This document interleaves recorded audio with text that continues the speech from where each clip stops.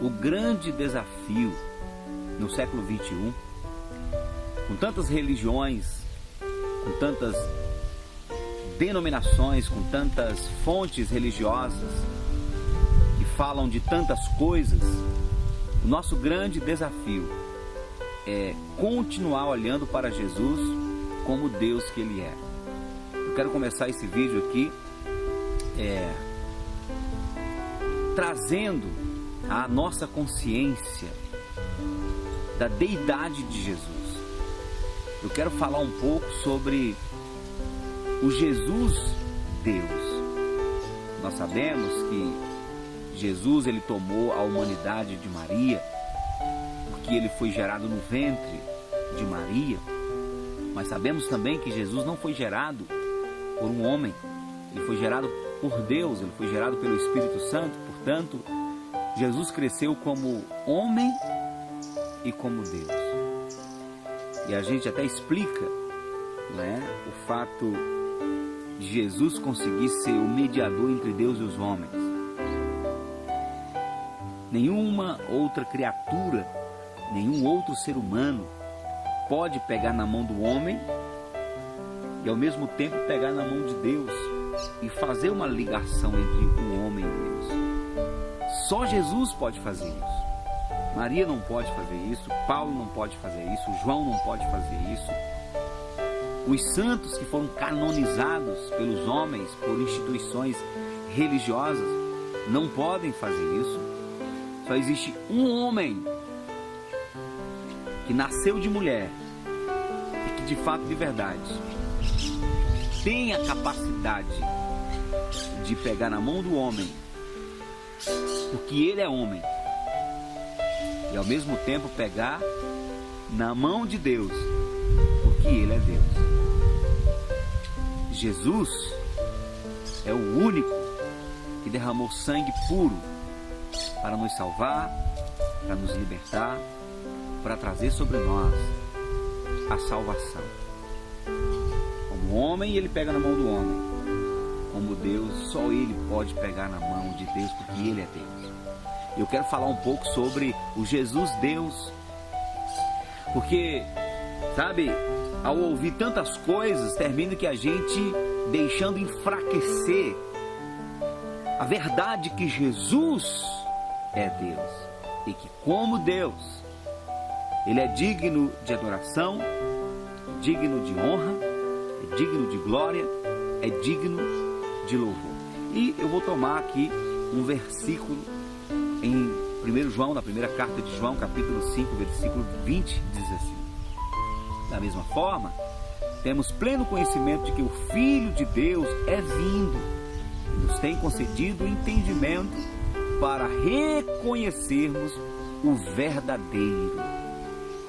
E nós estamos vivendo naquele que é o verdadeiro, em seu Filho Jesus Cristo.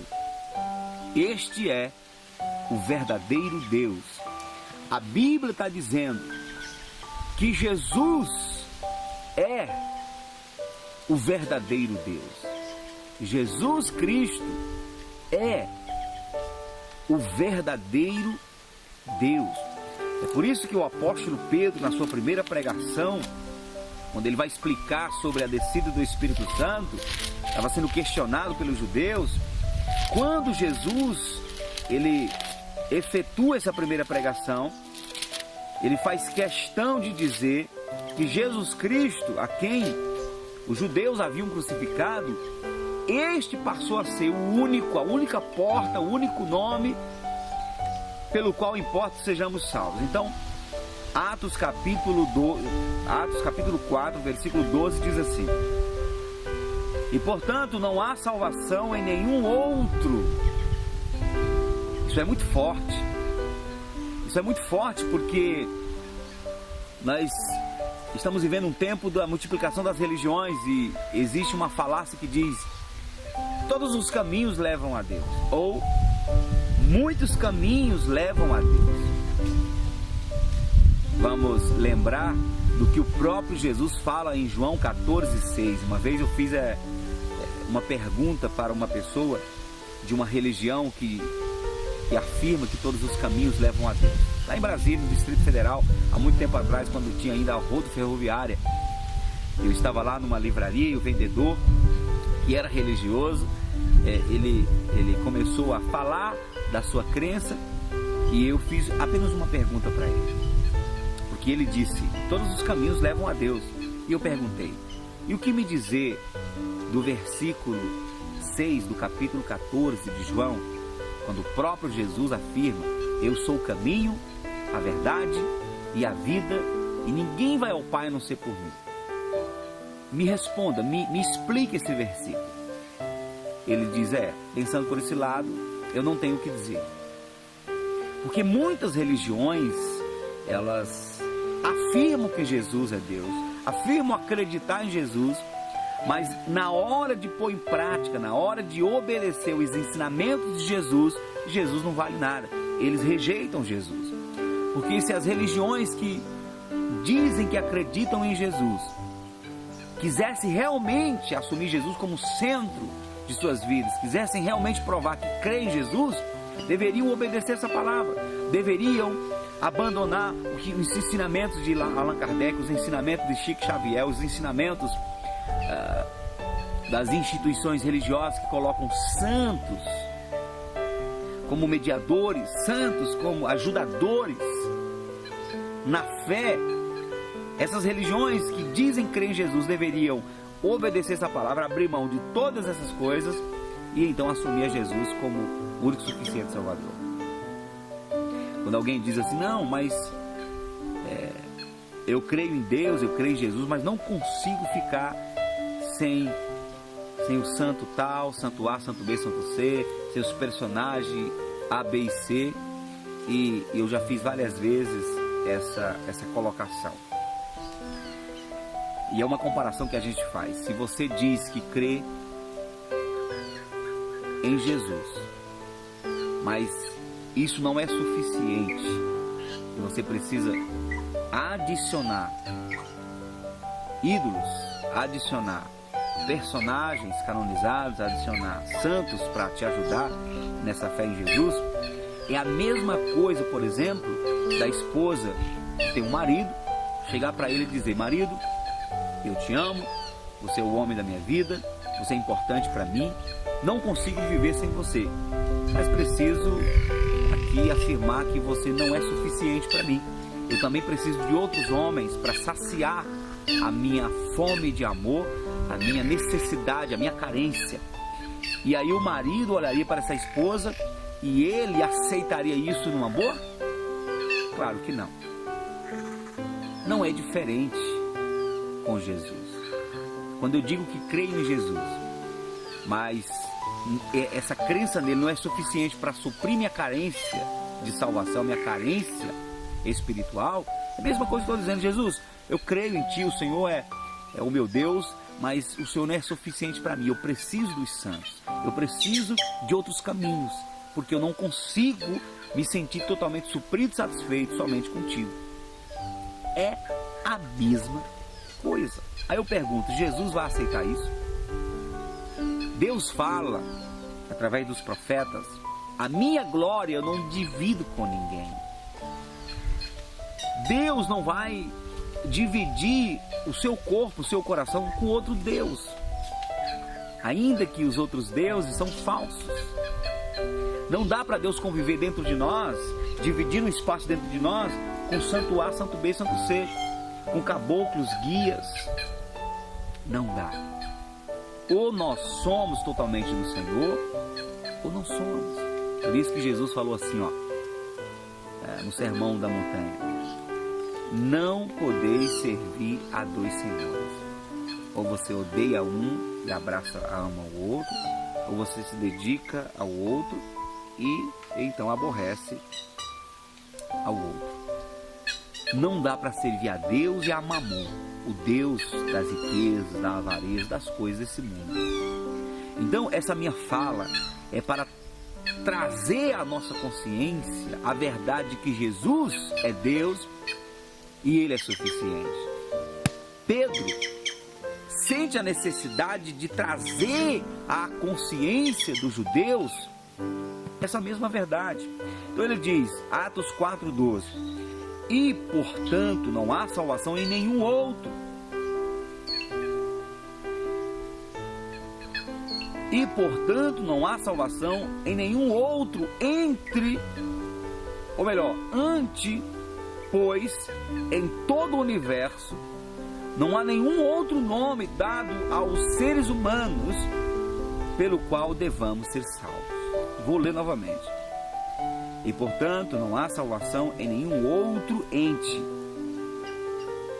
pois em todo o universo não há nenhum outro nome dado aos seres humanos pelo qual devamos ser salvos.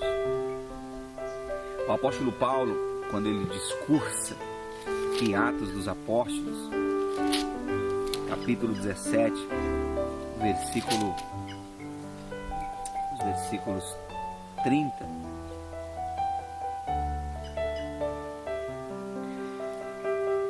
Atos 17, 30 diz assim: em épocas passadas, Deus não levou em conta essa falta de sabedoria, mas agora ordena que todas as pessoas em todos os lugares cheguem ao arrependimento, porque determinou um dia em que julgará o mundo com o rigor de sua justiça por meio do homem que para isso estabeleceu. E quanto a isso, ele deu provas a todos ao ressuscitá-lo dentre os mortos. Porque determinou um dia em que julgará o mundo com rigor de sua justiça por meio do homem que para isso estabeleceu. Deus vai julgar toda a humanidade por meio de Jesus Cristo. Só Jesus pode nos absolver. Só Jesus pode nos salvar.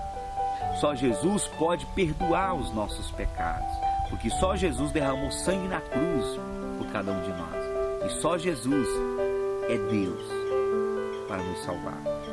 O Pai está em Jesus. O Espírito Santo está em Jesus. Quando eu adoro a Jesus, estou adorando ao Pai e ao Espírito Santo, porque o Pai está em Cristo Jesus. Este é o verdadeiro Deus. O que o Brasil precisa, a nossa nação brasileira precisa, é se arrepender da idolatria, se arrepender de estar perdendo tempo adorando as imagens de escultura, adorando a outros deuses. Eu não estou aqui para julgar se uma religião A, B ou C é certa ou não. Se você crê na Bíblia, se você é brasileiro e crê na Bíblia, não importa se você é católico, não importa se você é espírita, não importa se você é da Seixonoye, não importa se você é da Messiânica, não importa se você é da feitiçaria, é do Vale do Amanhecer, não importa se você é evangélico, não importa. Se você é brasileiro e diz que crê na Bíblia, você vai ter que provar para o próprio Jesus que você vai crer na Bíblia, seguindo os ensinamentos de Jesus. Lembra de Lucas, capítulo 6, 48? Deixa eu ver se é 48 ou se é 46. Lucas, capítulo 6, 46. E por que me chamais Senhor, Senhor, e não praticais o que eu vos ensino? Jesus está dizendo assim, por que vocês me chamam Senhor e não praticam o meu ensinamento? Se eu estou dizendo que sou o único caminho, por que você vai buscar em santos? Por que você vai buscar em homens? Então, se nós brasileiros não nos arrependermos da idolatria, não nos arrependermos de estarmos colocando outros seres espirituais no lugar de Jesus, nós seremos condenados ao inferno. Porque ninguém consegue salvação em nenhum outro homem, em nenhuma outra religião, nem no judaísmo. O apóstolo Paulo deixa claro, e o apóstolo João também, e todos os apóstolos, que sem Jesus, até os judeus que praticam o judaísmo, sem Jesus estão mortos. Sem Jesus eles não têm vida, não têm salvação. Qual a esperança para nós? Você que me assiste neste momento, qual é a nossa esperança? Para onde iremos nós, se só Jesus tem as palavras de vida eterna? E esse Jesus, que veio morrer na cruz para nos salvar, Ele não somente nos salva, como também, do mesmo modo, nos condena. Jesus se fez homem e é Deus ao mesmo tempo, viveu entre nós, morreu na cruz do Calvário, derramou sangue puro pela nossa vida, para que então Ele tivesse toda a autoridade para nos salvar ou nos condenar. Aí, em Mateus capítulo 7, versículo 21 em diante, o próprio Jesus, aqui ainda é um sermão do monte. O sermão do monte começa do capítulo 5 de Mateus, vai até o final do capítulo 7. Um sermão só, são 3 capítulos da Bíblia, um só sermão que Jesus ensina várias coisas. E ele conclui o ensinamento, está quase que concluindo o ensinamento, dizendo assim: nem todo aquele que diz a mim, Senhor, Senhor, entrará no reino dos céus, mas somente o que faz a vontade de meu Pai que está nos céus. Preste atenção. Muitos dirão a mim naquele dia: Senhor, Senhor, não temos nós profetizados em teu nome? Em teu nome não expulsamos demônios? E em teu nome não realizamos muitos milagres? Então lhes declararei: nunca... Preste atenção, olha como isso é forte. Nunca os conheci. Afastai-vos de mim. Afastai-vos da minha presença, vós que praticais o mal. Nunca vos conheci. Apartai-vos de mim, vós que praticais iniquidade, em outra tradução. Ou seja, o mesmo Jesus para quem devemos prestar culto e de quem devemos esperar a nossa redenção, nossa salvação, é o mesmo Jesus que não tem apenas poder para nos salvar, mas poder para nos condenar. Muitos vão dizer para Ele: Senhor, e a nossa vida na terra? Senhor, e tudo que nós fizemos na terra por Ti? Quantas vezes mencionamos o Teu nome para vários momentos? E Ele vai dizer: nunca vos conheci. Apartai-vos de mim, vós que praticais iniquidade. Afastai-vos de mim, da minha presença, vós que praticais o mal. E eu vou lembrar, existem muitas coisas que caracterizam malignidade na nossa vida, iniquidade na nossa vida. Por exemplo, ser desonesto é praticar o mal, ser mentiroso é praticar o mal, matar é praticar o mal, roubar é praticar o mal, desejar o que é alheio é praticar o mal, a inveja é praticar o mal, insultar os outros é praticar o mal. Várias coisas são práticas malignas. Mas eu quero te lembrar da maior maldade que um homem pode praticar contra Deus e contra seu próprio espírito. É a prática da idolatria. Quando eu desvio meus olhos de Deus e passo a focar meus olhos em santos, em ídolos, em homens que já morreram, eu estou praticando a pior maldade diante de Deus. O que seria pior para um homem casado? Qual seria a pior atitude de uma esposa para um homem casado? A traição. Qual é a atitude que mais gera dor no coração de uma esposa? O marido que atrai, o marido que é infiel, o marido que vai procurar outras mulheres. Qual a mensagem que a esposa recebe no seu subconsciente, na sua alma, no seu coração? Eu não tenho valor, eu não sirvo para ele, eu não sou suficiente, ele não me ama, por isso está buscando outras mulheres. Da mesma forma, o marido. que tem uma esposa que fica procurando outros homens. Eu não sou suficiente para ela, ela não me ama, ela é infiel e procura outros maridos. Não serve para mim, eu não sirvo para ela. A mesma coisa acontece com Deus. Quando eu busco em outras fontes, eu estou dizendo: Deus, o Senhor não é suficiente para mim. É por isso que o primeiro mandamento é: não farás para ti imagem de escultura, nem do que há em cima no céu, na terra ou debaixo da terra, e não se prostrarás diante das imagens de escultura. Esse vídeo, ele é especificamente para nós brasileiros, que dizemos crer em Deus, que dizemos amar a Deus, mas que esse Deus não passa de uma teoria, de uma religião. Na prática, sabe o que fazemos? Sabe o que fazemos na prática? Isso deve arder na tua consciência. O que fazemos na prática é pagar promessa para santos, que nunca morreu por nós, que não nos conhece, que está adormecido, não ressuscitado. E eu falo com propriedade, por quê? Porque hoje eu sou evangélico, sou pastor, e faz mais de 20 anos que eu me converti. Antes disso, eu pagava promessa, eu acendia vela para santos. Eu vivi uma vida religiosa na prática.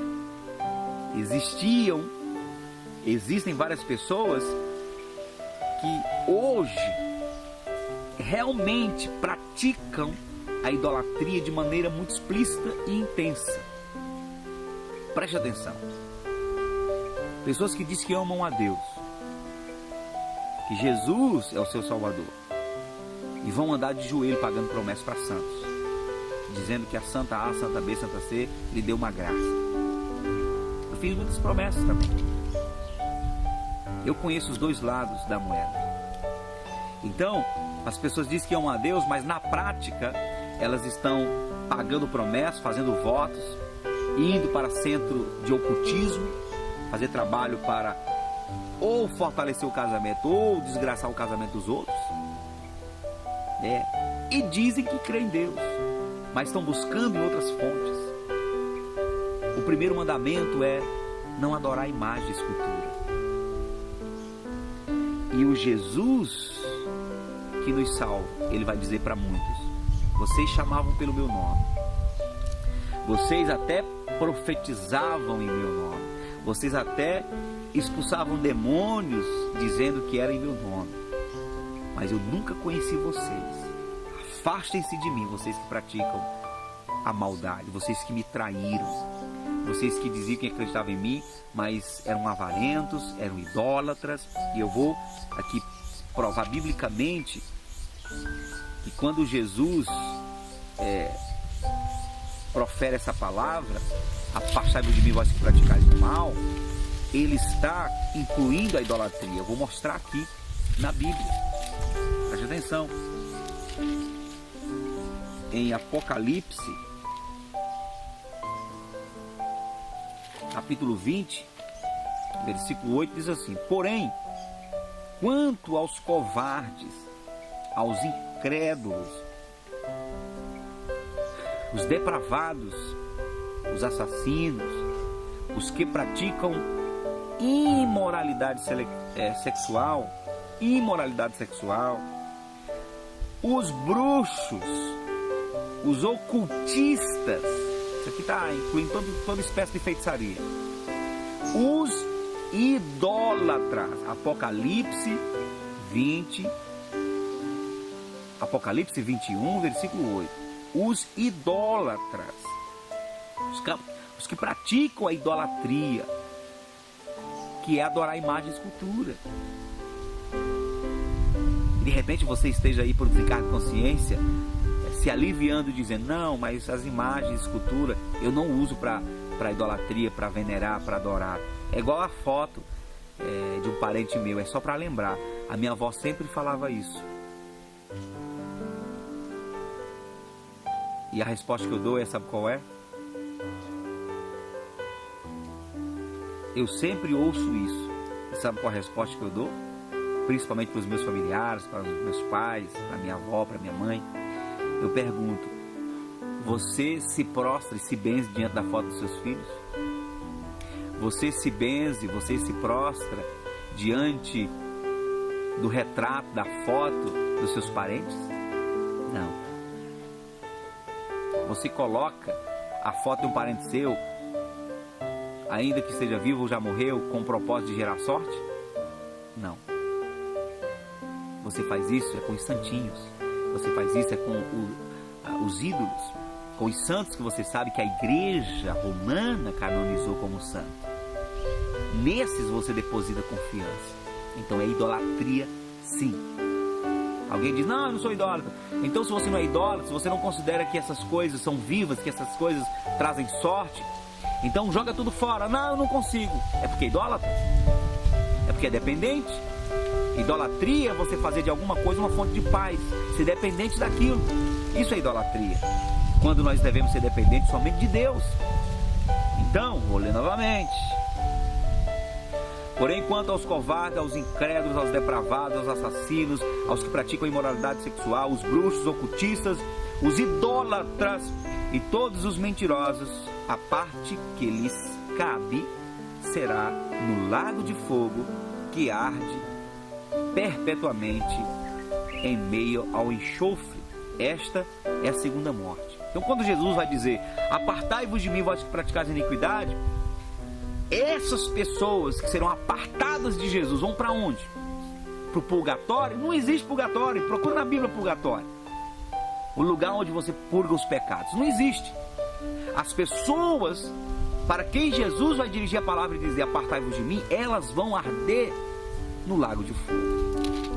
E Apocalipse capítulo 22, versículo 15 diz assim: no entanto, fora do céu, fora da eternidade, no entanto, fora estarão os cães, os bruxos, ocultistas, os que cometem imoralidade sexual, os assassinos, os idólatras. Olha aqui novamente, no último capítulo da Bíblia, está falando que os idólatras ficarão de fora do céu. E todos que amam e praticam a mentira ficarão de fora. Versículo 16 de Apocalipse 22. Eu, Jesus, enviei o meu anjo para vos entregar esse testemunho em relação às igrejas. Eu sou a raiz e o prometido descendente de Davi, a brilhante estrela da manhã. Jesus deixa claro que Ele é o Deus Salvador de cada um de nós. Se queremos ser salvos, precisamos voltar a adorar Jesus como Deus que Ele é. Se queremos salvação, precisamos considerar Jesus como Deus, o único Salvador, o único caminho. E não somente considerar, mas viver para Ele, praticar a obediência a Ele, fazer dele o nosso Deus, o centro da nossa vida, da nossa dedicação religiosa, o centro da nossa adoração, e limpar a nossa vida de qualquer idolatria, de qualquer pecado, de todos os pecados que mencionei aqui mostrando na Bíblia, para assumir Jesus como o único e suficiente Salvador. Ele é o nosso Deus, é o nosso Salvador, é o único que tem poder para nos condenar e tem poder para nos absolver, para nos redimir dos nossos pecados. Assuma Jesus como teu Salvador, viva para Ele, sirva a Ele, seja Jesus o centro da tua vida, o Deus do teu coração, o único Deus verdadeiro. E o resto você renuncia e você será suficientemente suprido por Cristo, porque dele, por Ele e para Ele são todas as coisas. Aleluia. Louvado seja para sempre o nome de nosso Senhor e Salvador Jesus Cristo. Aleluia.